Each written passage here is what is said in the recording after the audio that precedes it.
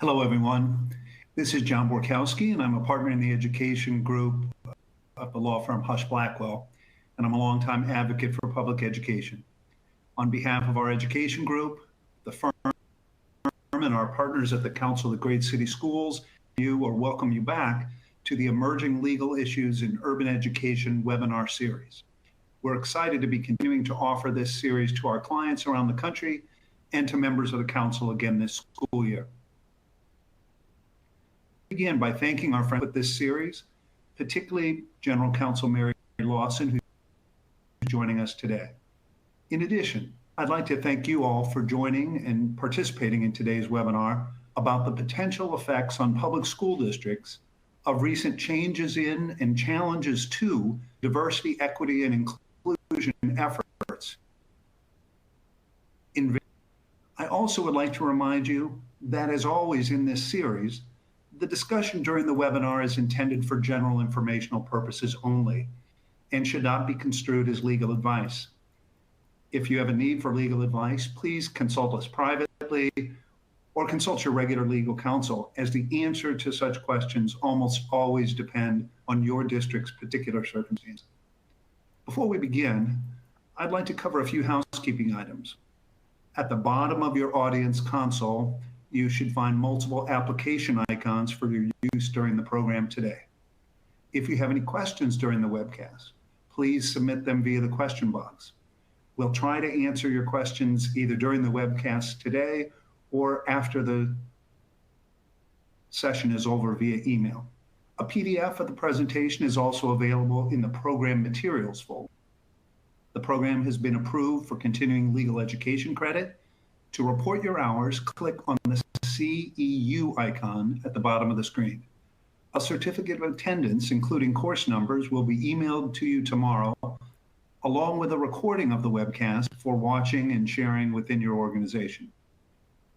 Toward the end of the program, be sure to complete our short survey. We use your feedback to plan future programs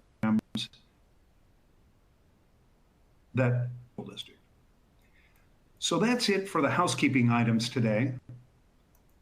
Let's get started with our program. Joining me today are Mary Lawson, Elizabeth Samples, Taronda Randall, and Catherine Tierney. Mary, as many of you know, is the General Counsel for the Council of Great City Schools.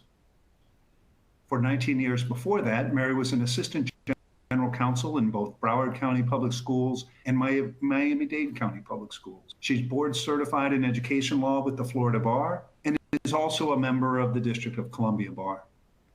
Elizabeth is a partner in Husch Blackwell's education group and also part of our workplace diversity, equity, and inclusion group. She enjoys working with her educational institution clients, providing legal counseling, offering training and policy development, and conducting investigations. In her work for educational institutions, Elizabeth also draws on her prior experience as an attorney for the U.S. Department of Education Office for Civil Rights. Taronda is an attorney in our education group as well.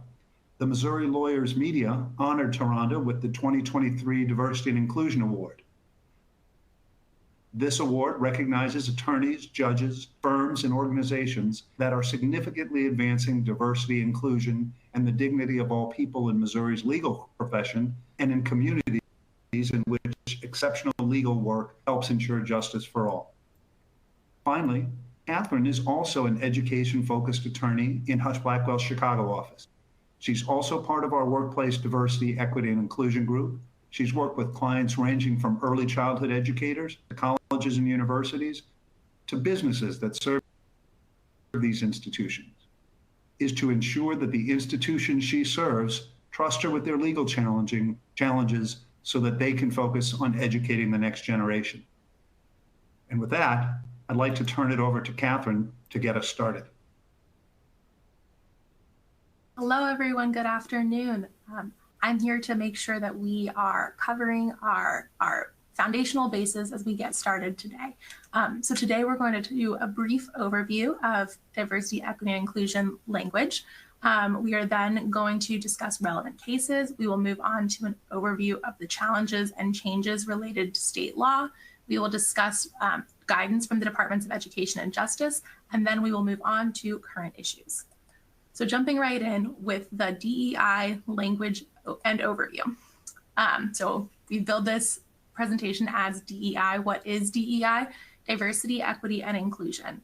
I'm guessing a lot of you are familiar with this acronym at this point, but other institutions, other schools might use different words like DEIA, focusing on acceptance, DEIB, focusing on belonging, or DEIJ or JEDI, focusing on justice. All of these acronyms refer to the idea that schools and workplaces should include people of various backgrounds and make sure that those individuals are an important contributing member to their communities.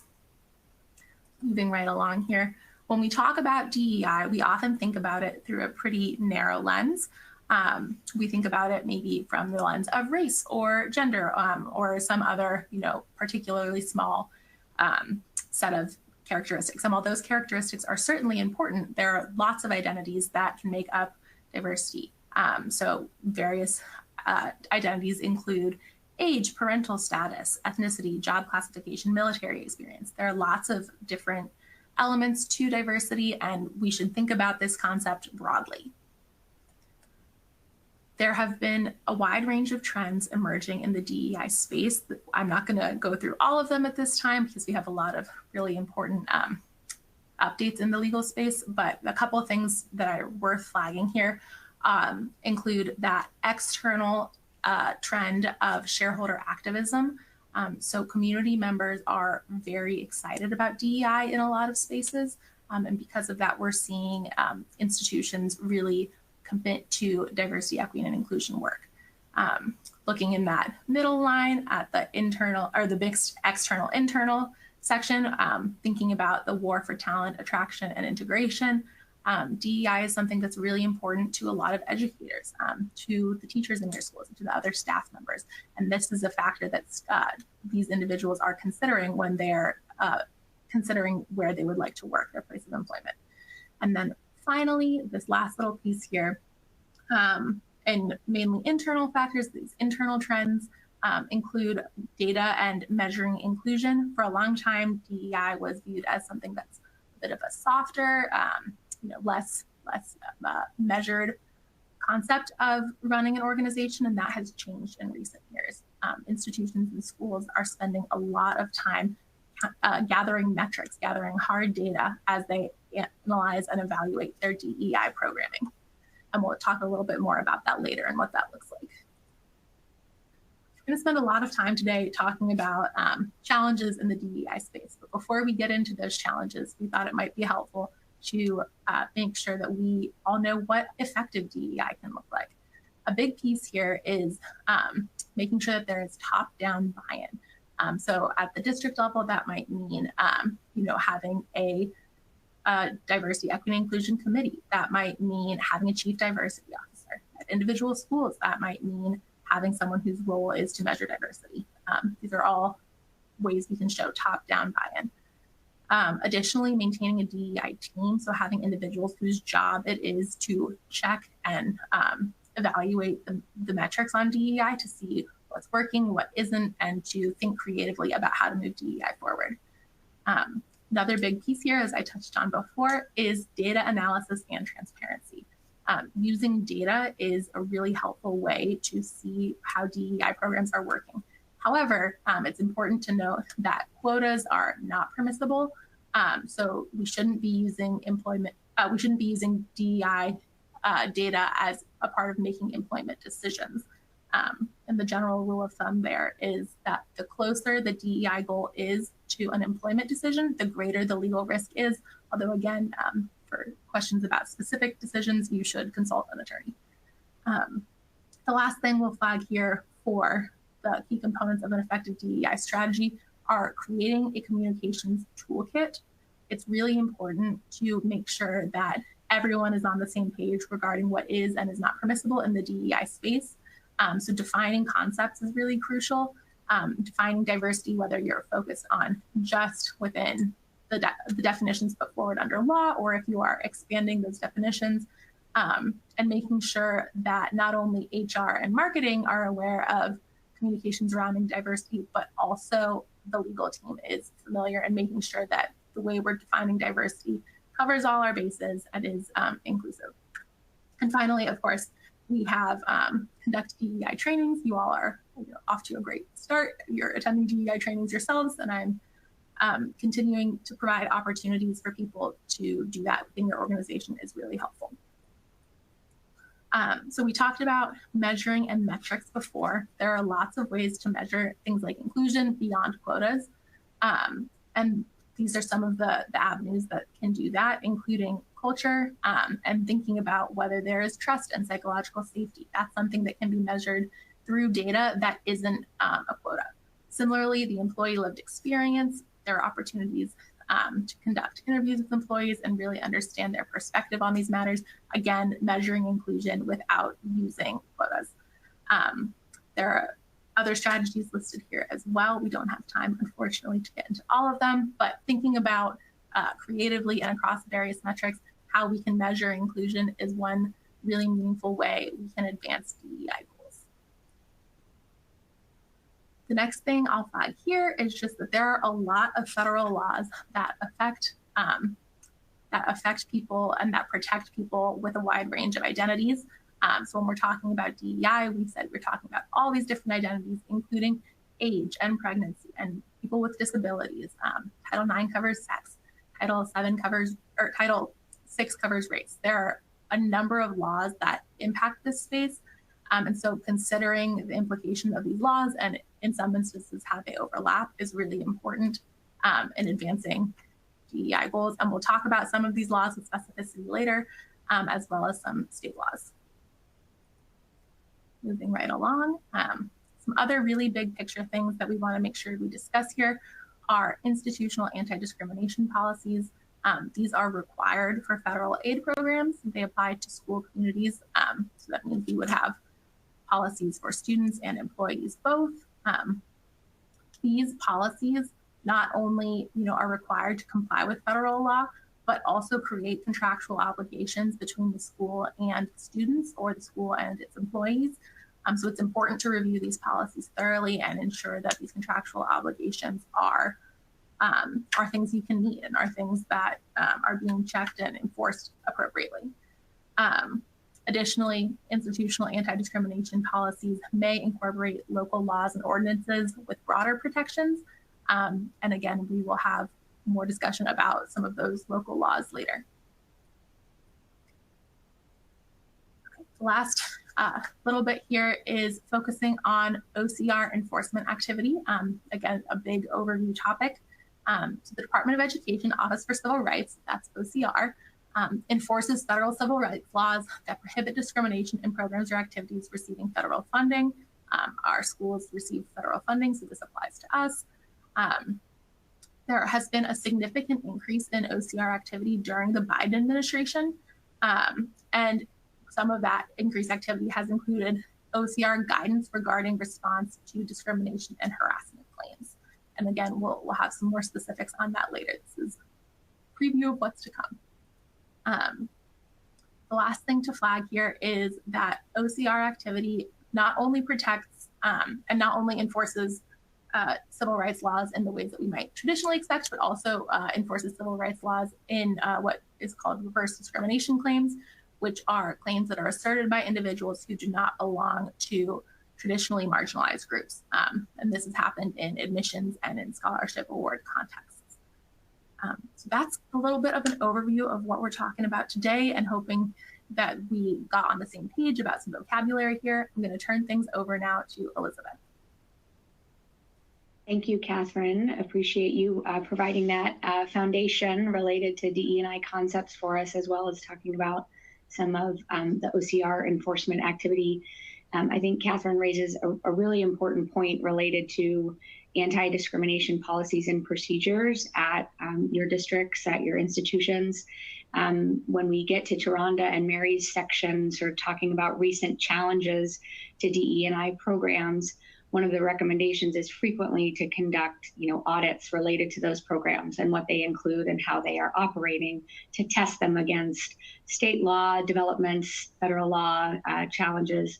And I think the same is very true with institutional grievance procedures around these civil rights protections, conducting audits of those policies and making sure that they are compliant and testing how they're operated internally, both because it fosters inclusion and because it furthers your compliance with the state and federal law.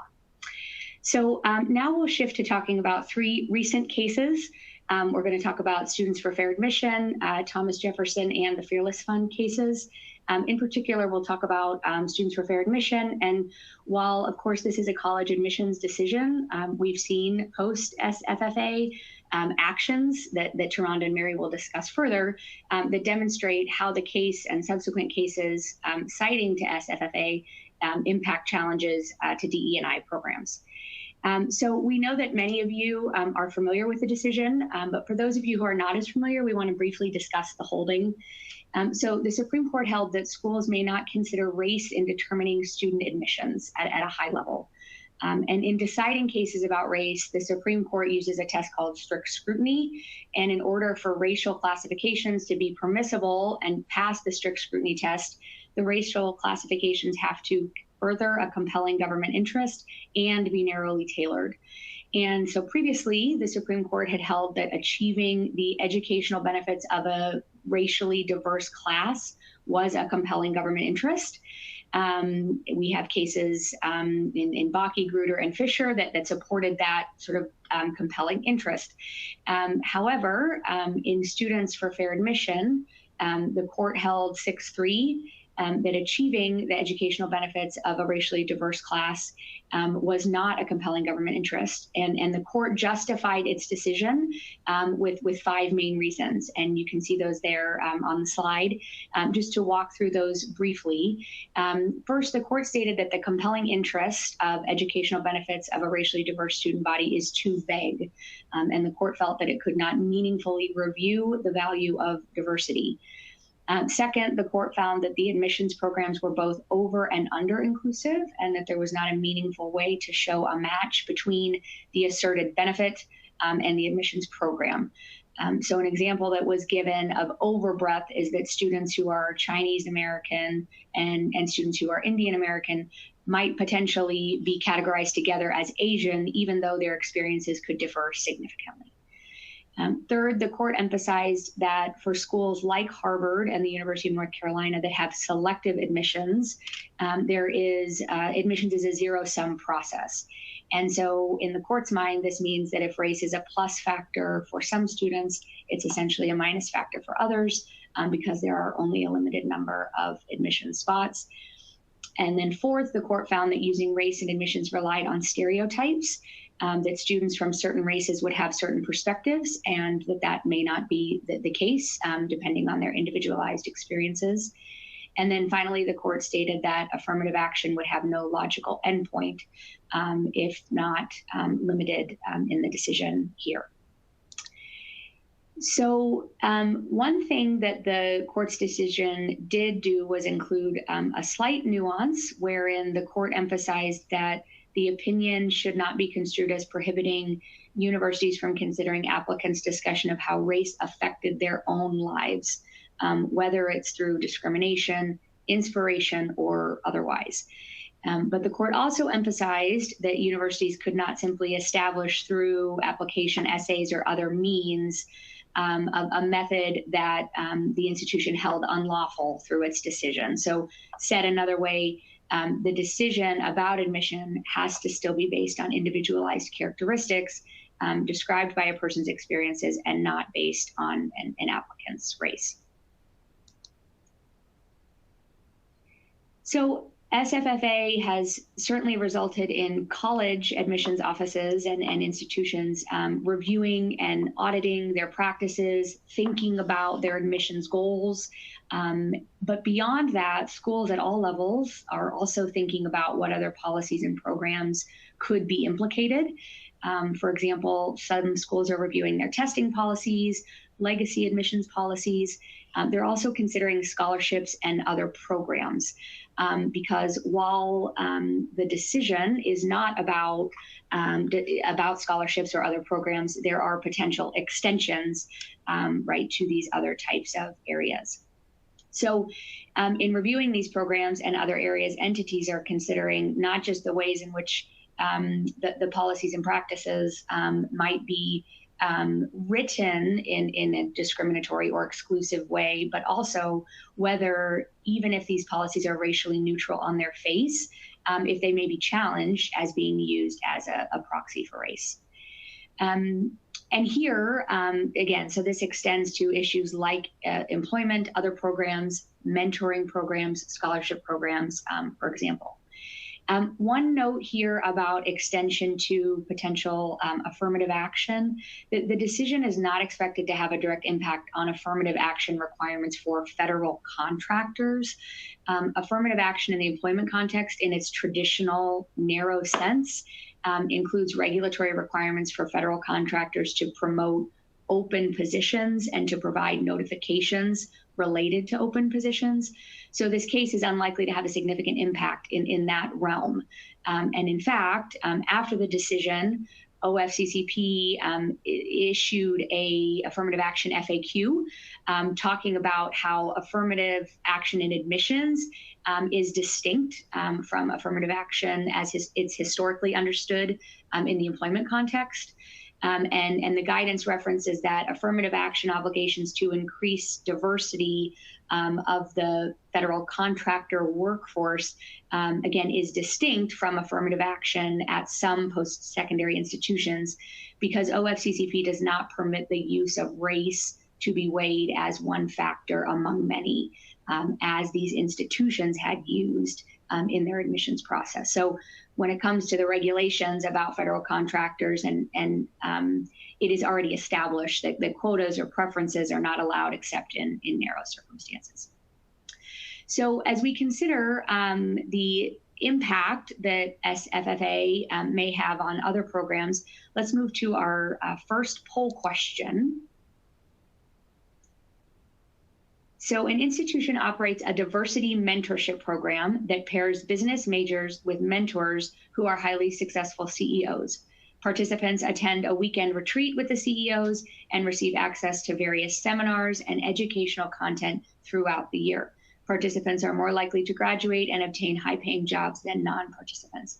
Eligibility is limited to students who identify as racial minorities. So is this mentorship program allowed under the Equal Protection Clause and Title VI? I'll give you a moment to submit your responses as you wish.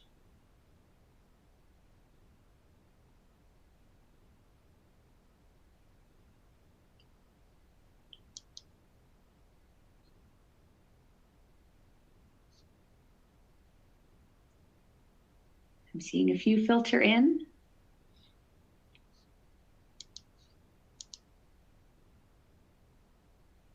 Okay. We have about 20%. I'll give it just one more moment.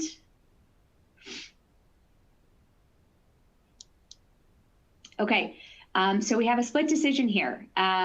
We have about half saying yes and about half saying no. So one of the things we wanted to emphasize here relates to OCR enforcement. As mentioned, following SFFA and recent OCR enforcement, many institutions are reviewing race-specific scholarships and the circumstances under which they are being operated. And we have seen an increase in complaints and enforcement actions related to sex-restricted scholarships or race-restricted scholarships with the Office for Civil Rights.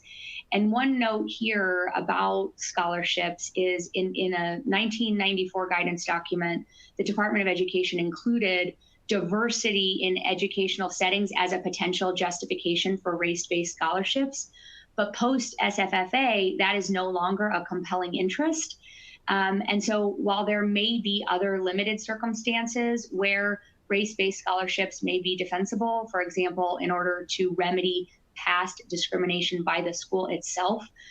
We know that many of these scholarship programs, mentorship programs, are coming under attack. And so because of that enforcement activity, we're seeing many institutions, even with respect to programs such as mentorship programs like the one in the poll question, sort of review those programs and consider ways in which they might still meet their institution or their mission driven goals while being open to all.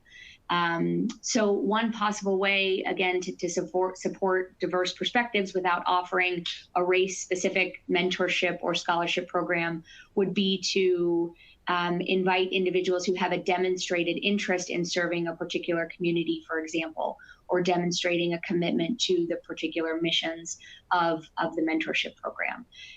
So again, we are seeing challenges both with respect to scholarships, but also by extension, some of these other mentorship programs that provide some benefit, right, to students on the basis of race. And then our next poll question, the institution's Future of Hope Scholarship provides a full ride scholarship to students with a proven record of academic success in high school who are either first-generation college students or from a select list of high schools in the state that have the lowest percentage of graduates who go on to college. So again, a proven record of academic success and either first-generation college student or from a select list of high schools in the state. So is this scholarship permissible under SFFA's reasoning?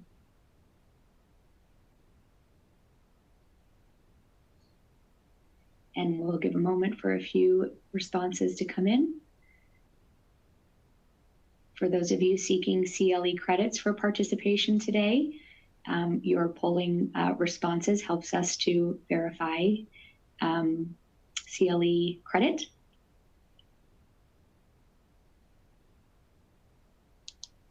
Okay.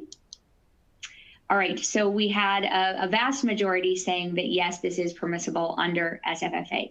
So yes, in short, SFFA does not prevent institutions from trying to recruit diverse applicants and offering scholarships to sort of incentivize attendance or recruitment.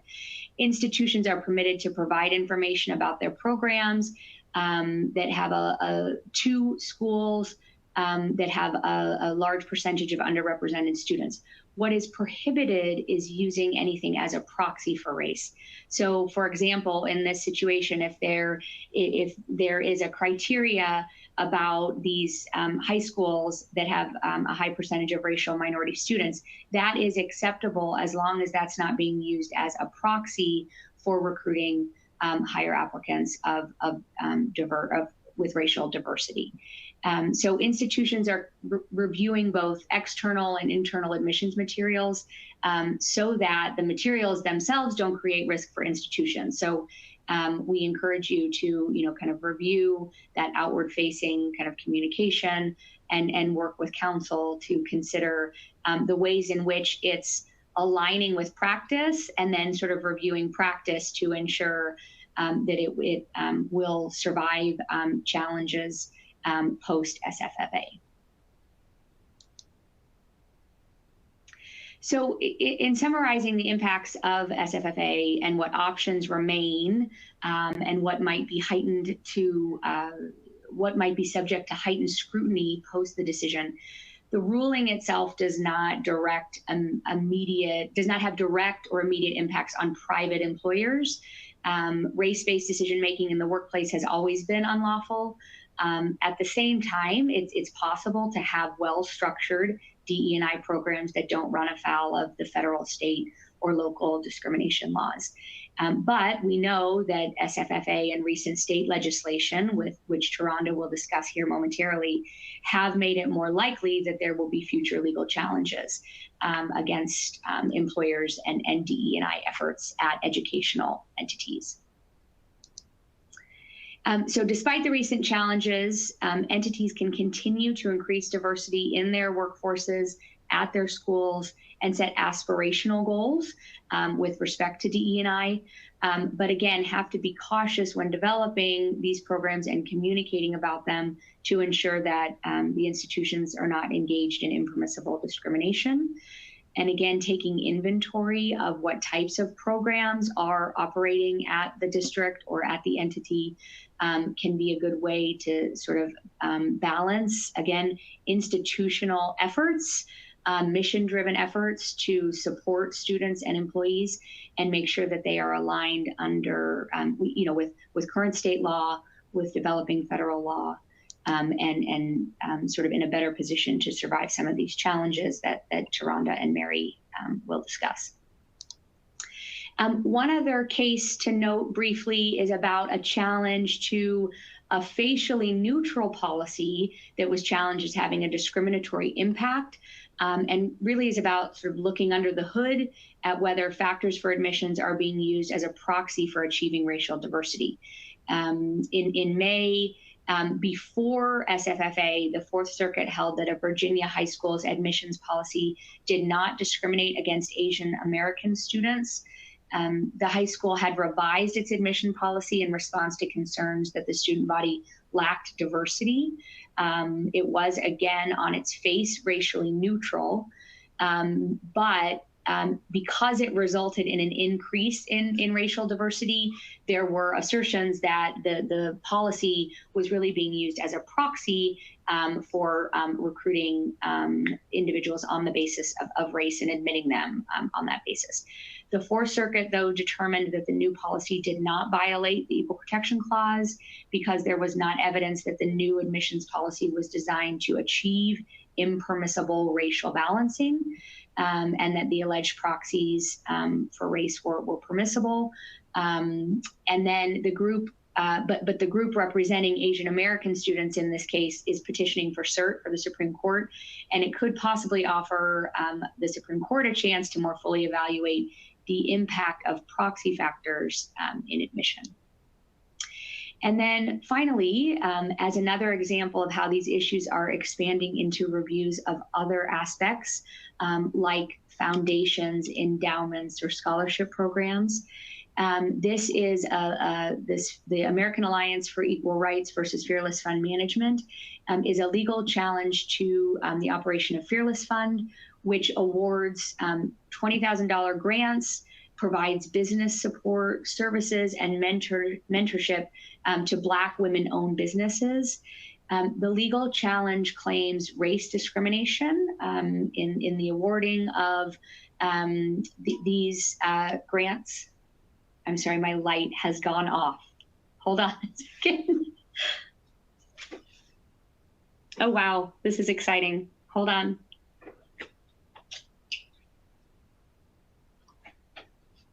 Sorry about that. I almost got to see my dance moves there. This legal challenge is about race discrimination and violation of Section 1981. So the district court judge first denied the plaintiffs a motion for preliminary injunction in not awarding the next sort of round of grantees. But although that motion was denied, the appellate court almost a few days later issued a temporary injunction to grant the same day that the grant applications were set to close. So a 3-judge panel heard oral arguments at the end of January related to this case. So the Alliance re-argued that the program amounts to racially discriminatory contracts under Section 1981, which guarantees race neutrality in making contracts. Fearless, though, defended the awards as not being contracts, but being charitable donations protected under the First Amendment. So we had First Amendment arguments, related to this case as well. So we'll be following this decision to see how the holding may impact a wide range of programs once the ruling is issued. And with that, I am going to turn it over to Taronda, who's going to talk about state law challenges and changes as a result of those. Taronda? Thank you, Elizabeth, and good afternoon, everyone. So state law challenges and changes. We'll start off with Florida's Stop Wrongs to Our Kids and Employees Act, also known as the Woke Act. And when this act first started being discussed, everyone was talking about how it essentially prohibited instruction on race relations or diversity if it implied that a person's status as privileged or oppressed was determined by their race, color, national origin, or sex. We had a case, Purnell v. Lamb, where an injunction blocked the enforcement of this act in the educational realm. So right now, when we talk about the employment context, Florida's Woke Act, also known as the Individual Freedom Act or HB 7, as you'll see on our next slide, it prohibits employers with 15 or more employees from requiring employees to attend training,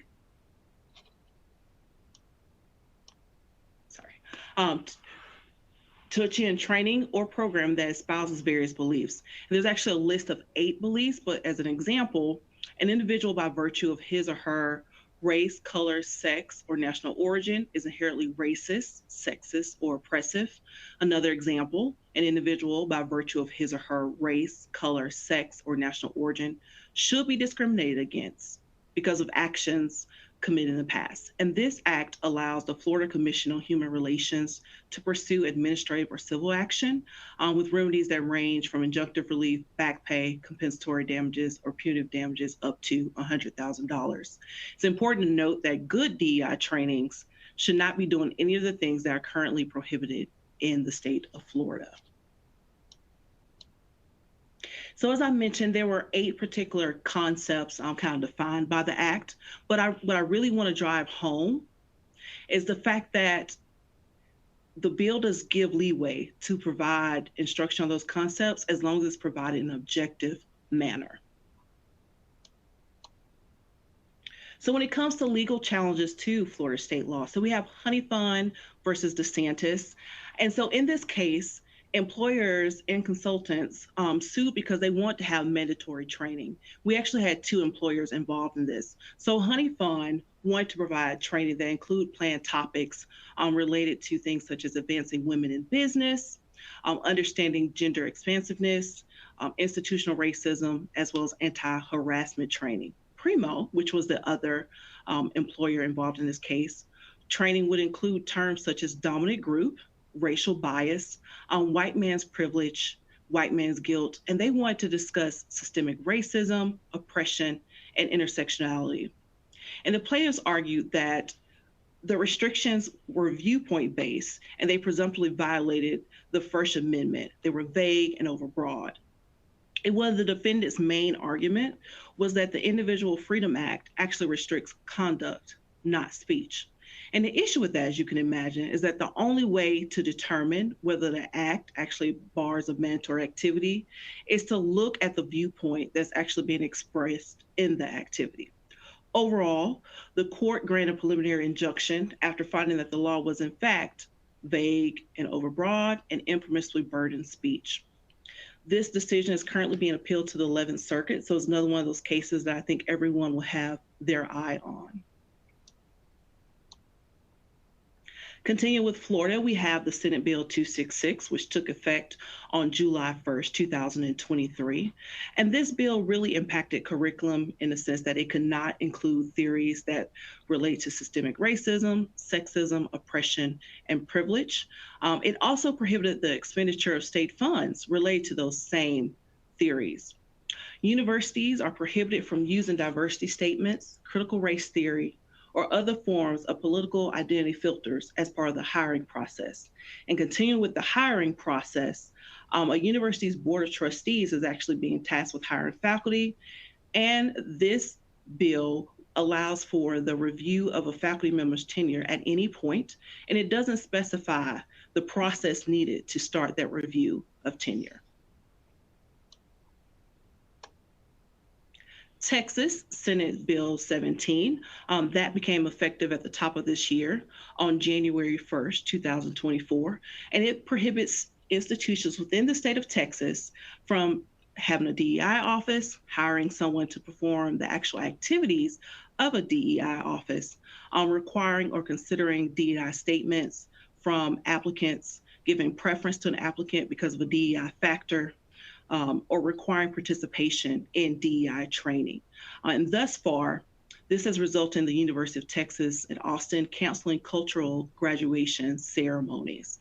There are a few codified exceptions within the bill related to things like scholarly research, student organizations, depending on the level of involvement from the institution, programming for academic achievement, and postgrad outcomes, those programming that are designed and implemented without regard to those diversity factors. Going to the great state of North Carolina, Senate Bill 364, that was passed in 2023, and it prohibits state agencies from promoting certain ideas. And a lot of these ideas, you'll notice, a reoccurring theme. So I won't read all of them on the screen for you because I understand that you have the materials for reference later. But it's really targeted anti-bias training for state employees and bans state agencies from asking employees for their opinion on social action or politics. Essentially banned compelled speech.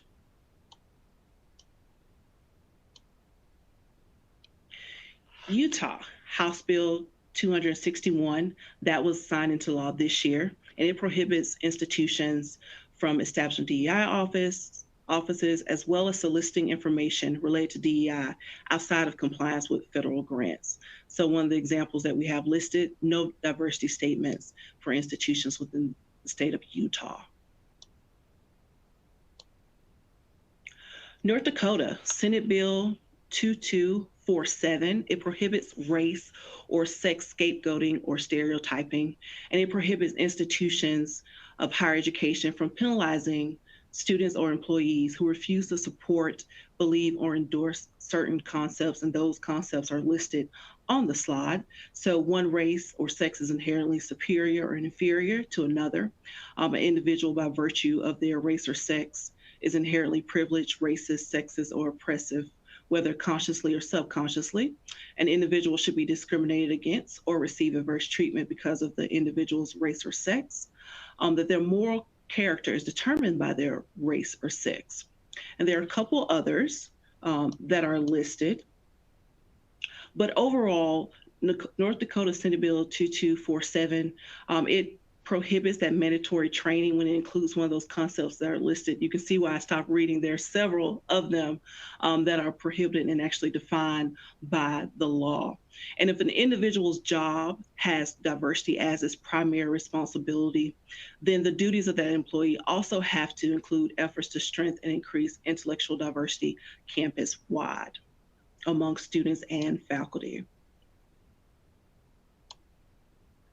South Dakota, Senate Bill 1012, it prohibits institutions of higher education from requiring students or employees to affirm, adopt, or adhere to divisive concepts. And it actually defines what would be considered a divisive concept. And again, it continues with that theme. Some of the phrases that we've seen in some of the other state legislation would be considered divisive concepts under this bill. For Oklahoma, there are several bills within the state that are targeted at DEI initiatives. One of the big things that we noticed from the state of Oklahoma is that the education secretary and superintendent actually called for a review of spending going over the past 10 years.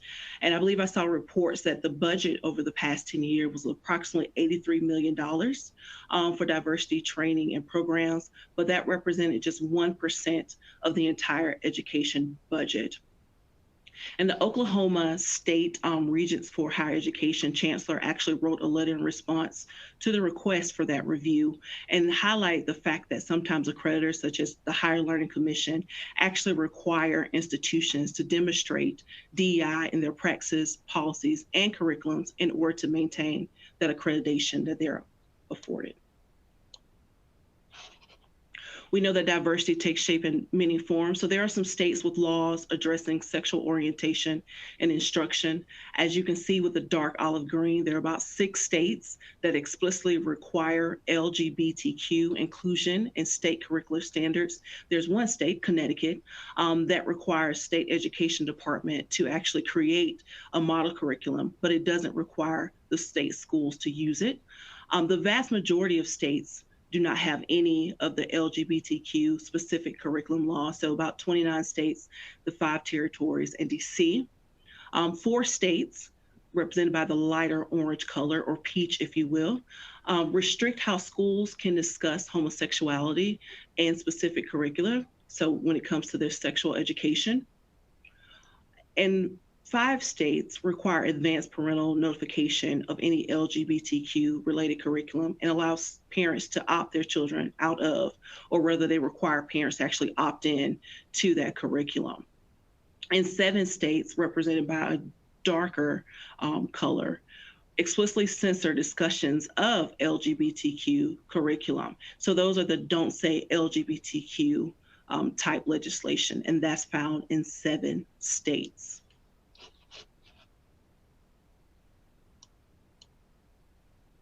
So I want to talk about the Department of Education and Justice guidance.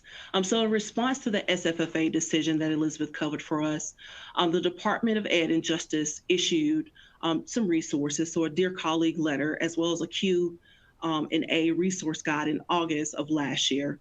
And those materials provide some specific recommendations for institutions. They have some examples, and they outline some steps that institutions can take to achieve diversity. So here are some of the recommendations that are listed. Recruit and retain talented individuals or students from underserved communities, including those with large numbers of students of color, foster a sense of belonging, ensure that prospective students know that your institution is a place where all students will be welcome and will succeed, provide students with need-based financial support that allows them not just to enroll, but also to thrive at the institution. And the recommendation also included examining admission preferences, such as those based on legacy status or donor affiliation, that are unrelated to the prospective applicant's individual merit or potential. And the final one, identify the barriers posed by existing metrics that may reflect and amplify those inequalities. So when it comes to some examples, it's important to note that the characteristics in the guidance included courage, motivation, determination. So those characteristics can be considered even as they relate to race. So some examples we have: an applicant describes what it means to be the first Black violinist in the city's youth orchestra. An applicant talks about when they transferred to a rural high school and they were the only student of South Asian descent. A guidance counselor talking about an applicant and how they conquered their feelings of isolation as a Latino student at an overwhelming white high school to join the debate team, or an applicant talking about how they learned about their culture from their grandmother and how that fostered their sense and love for cooking and nurtured them connecting with past generations. So overall, and I want to make sure that I leave adequate time for Mary to talk about some of the current topics and hot buttons. There are several steps that institutions can take to achieve diversity. So you have the targeted outreach. So although it requires institutions to not consider race when it comes to admissions, it doesn't say that you can't consider race when it comes to your outreach efforts. So there may be a point where you're targeting certain areas in hopes that you reach and encourage diverse applicants to apply. The collection of demographic data, looking at the different policies, as well as looking at the retention strategies and programming and developing practices to retain students from all backgrounds. The Dear Colleague letter also provides some examples of when, the OCR would actually enforce, or there would be some activity in terms of the OCR opening an investigation. Those examples are provided for you in the materials. At this time, I want to turn it over to Mary so that she can cover current topics.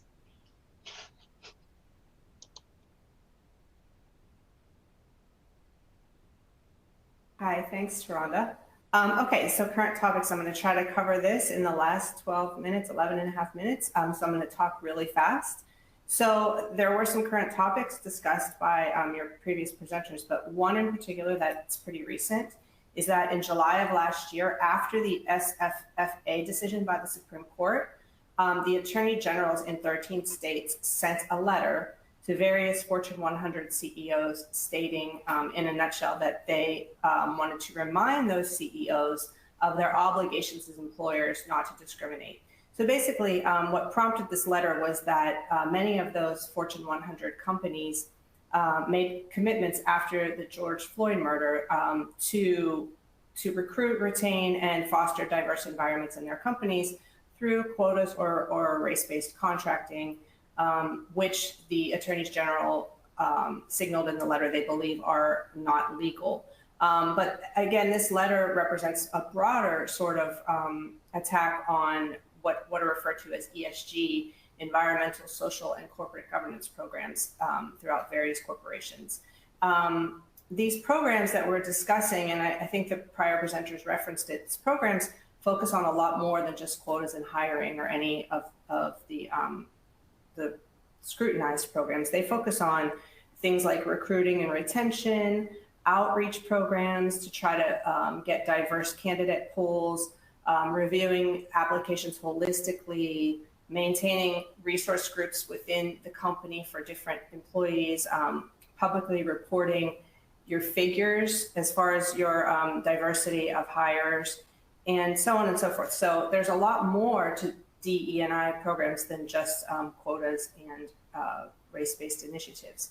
However, as mentioned by prior presenters, if you have policies that are shutting out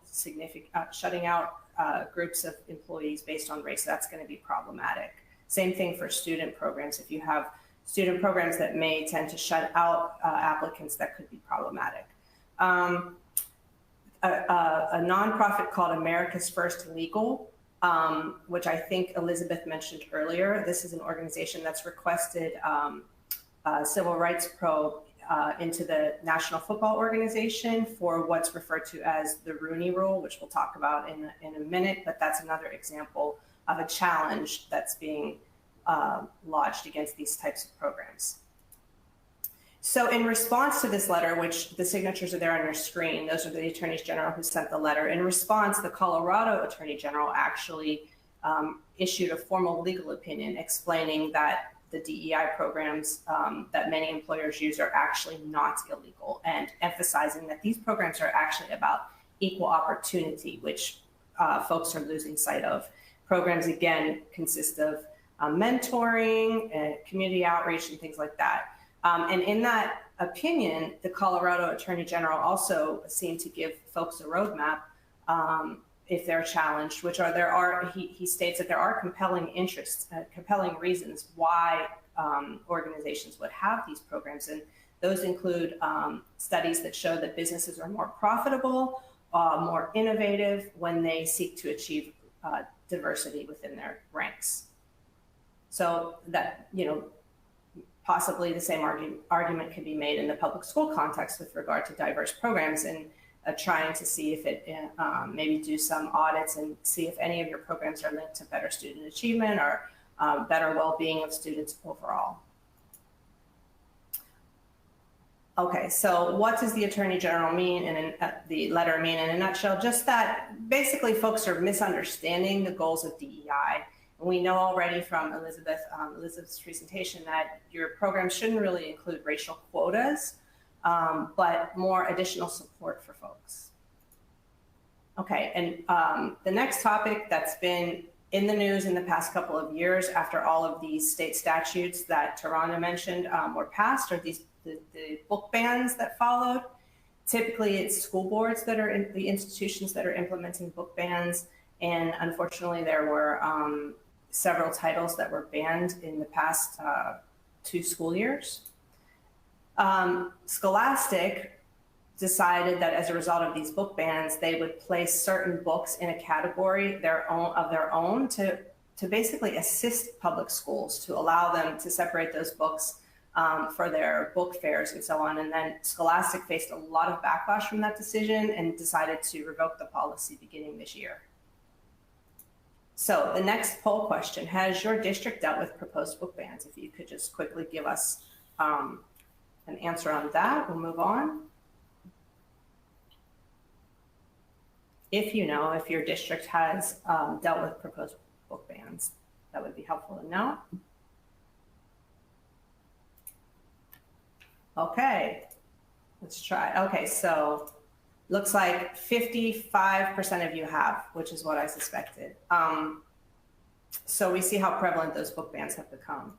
All right, the next topic, changing diversity initiatives. There have been some news articles lately that after facing backlash, a lot of corporate leaders and college presidents are trying to sort of go under the radar and quietly organize to do other things. And so it seems that the trend is that if you have a mandatory anti-bias trainings, those are being scaled back in favor of more interdepartmental task forces and groups that get together to collectively discuss issues that might be prevalent with regard to diversity inside of the organization.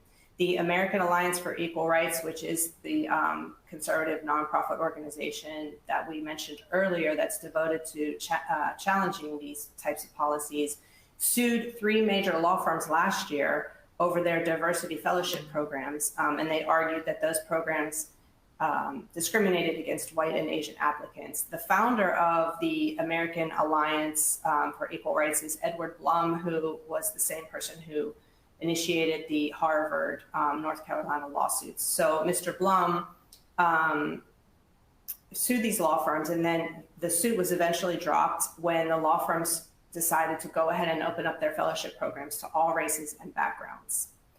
And then college presidents are trying to work behind the scenes to come up with some more creative ways. 150 college presidents that are mostly represented community colleges have formed a group called Education for All, which is sort of like a task force group to get together to talk about DEI initiatives and put their heads together. And as mentioned by, I believe it was Taronda, that several states have enacted laws prohibiting public colleges from having DEI offices or requiring diversity training or even using diversity statements in their hiring. And there are 16 more states that are currently considering similar legislation.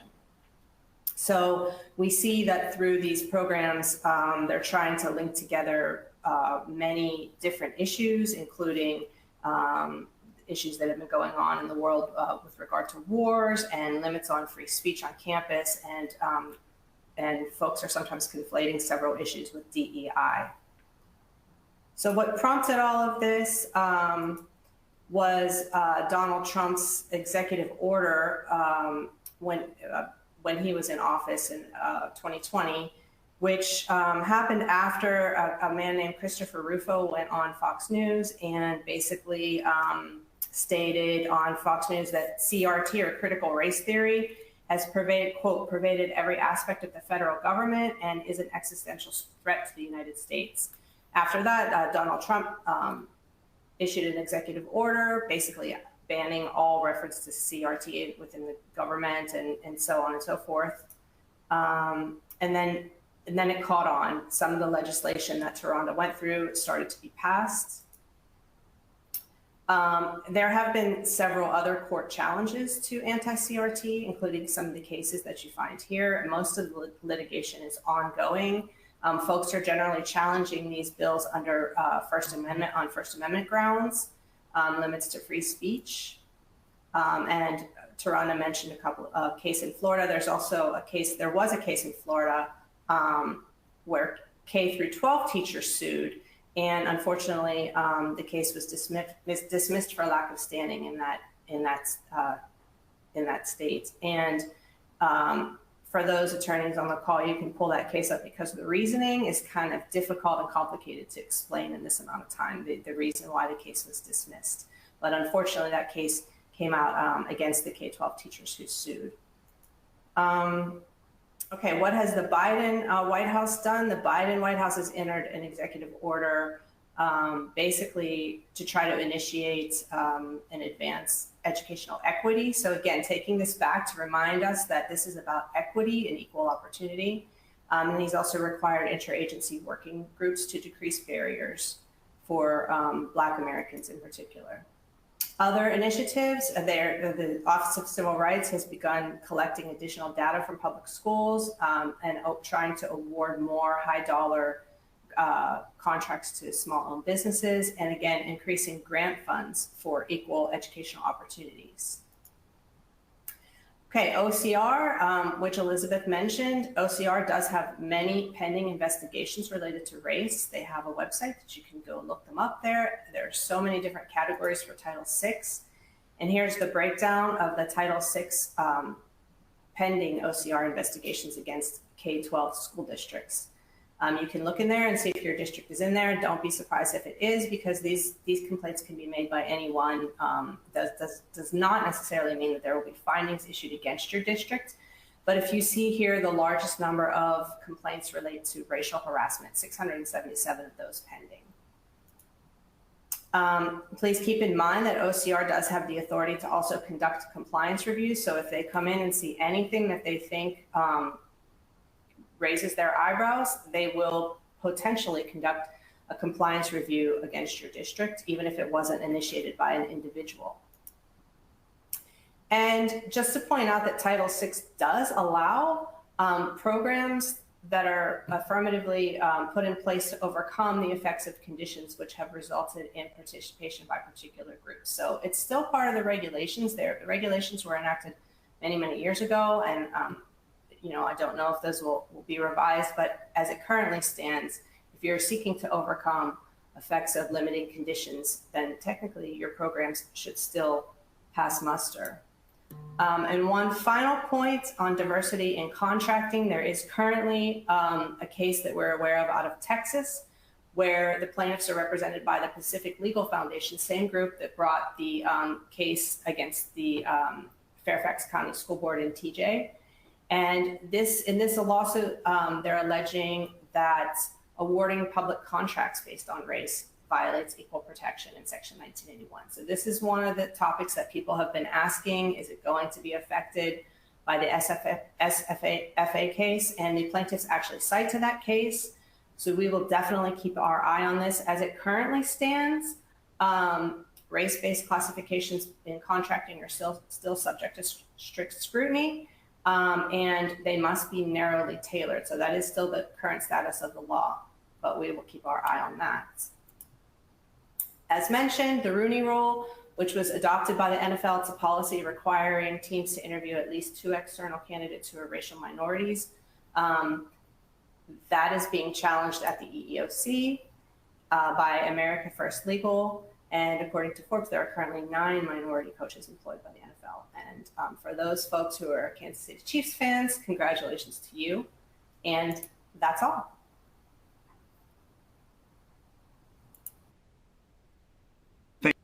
Thank you very much, Mary. And thank you all for joining us in the program today. We hope the information provided was helpful for you and your school district. Please join me in thanking all of our outstanding panelists today. As a reminder, this program has been approved for continuing legal education credit. To report your hours, click on the CEU icon at the bottom of the screen. A certificate of attendance, including course numbers, will be emailed to you tomorrow, along with a recording of the webcast for watching and sharing within your organization. Please be sure to take a minute and complete our short survey. We use your feedback to plan future programs that we hope will be the next one for sometime in April. So keep an eye out for the invitation. Thanks again for joining us today, and we hope you have a great semester. This concludes our webinar.